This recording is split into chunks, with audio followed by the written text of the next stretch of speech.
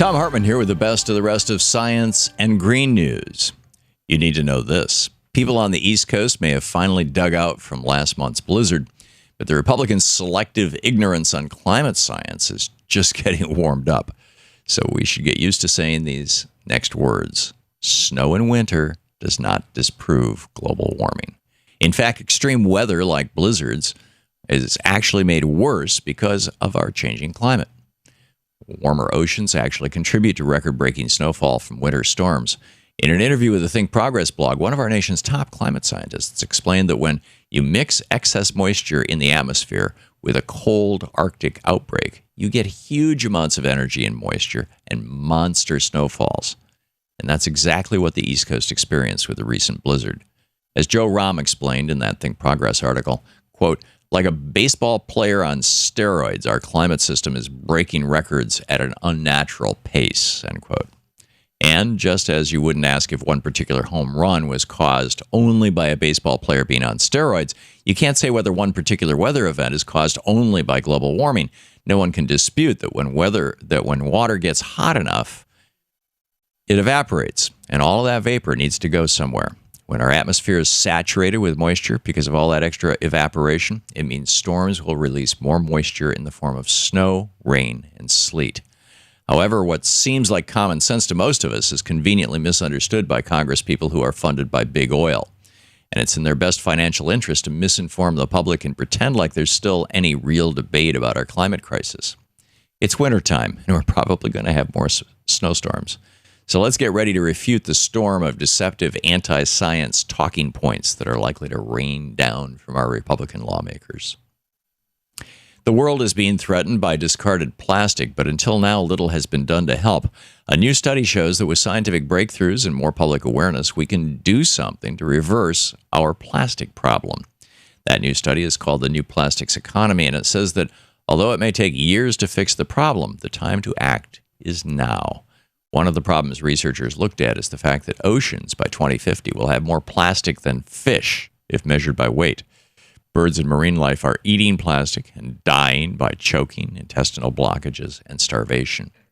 Ending plastic waste would also have the added benefit of slowing climate change, given that the entire plastics industry is expected to account for about a fifth of the oil production by 2050 and 15% of the annual global carbon production of the entire globe. This may surprise you, but about 1/3 of all plastic packaging ends up in the oceans. So we better work quickly at coming up with a plastic solution.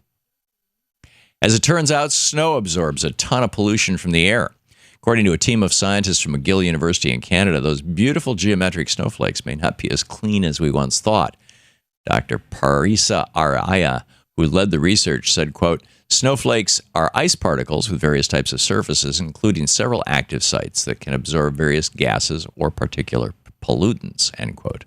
To study the snow's pollution levels, the researchers looked at how snow interacts with exhaust-derived particles and pollutants. After snowing for an hour, the snow's concentration of benzene, toluene, ethylbenzene, and xylene all increased dramatically. These researchers conclude that the combination of snow and exhaust fumes are a public hazard. So while we may all enjoy some sledding, you may want to think twice before rolling in the snow or eating it. It's just not as clean as we'd like to believe.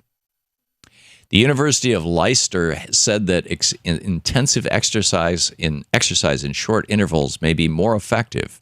Short bursts of intense exercise allow a more time-efficient and easier way to prevent conditions like type 2 diabetes and obesity. According to typical guidelines for weight loss, 200 to 300 minutes of moderate to vigorous activity are needed to lose weight, but research has found that less than 5% of people in many industrialized nations will follow through with that recommendation. So this study researched high-intensity interval training, aka HITT, or HIT, as an alternative to standard guidelines. And according to their findings, when it comes to preventing type 2 diabetes, quote, time-efficient exercise intervention that may bring about similar benefits to moderate-intensity aerobic exercise. In other words, short bursts of intense exercise may have similar benefits to long periods of moderate activity. Researcher Charlotte Jellyman said, quote, we have demonstrated that HIT conveys basic benefits to cardiometabolic health, which in the case of insulin resistance and aerobic fitness may be superior to the effect of traditional continuous training, end quote. So if you don't have time to commit to a long exercise routine, scientists say that a high-intensity interval program might work for you. And finally, according to Energinet, the Denmark's transmission systems operator, that nation set another world record for wind power. In 2015, Denmark produced 42% of their power from the wind, despite 2 of their major wind farms being offline. That's the highest wind production on record. It even beat their own record from 2014. They may be a much smaller nation than the United States, but they are proving that it's possible to provide electricity and keep dangerous fossil fuels in the ground. And that's the way it is for the week of February 1st, 2016. I'm Thom Hartmann on Science and Green News.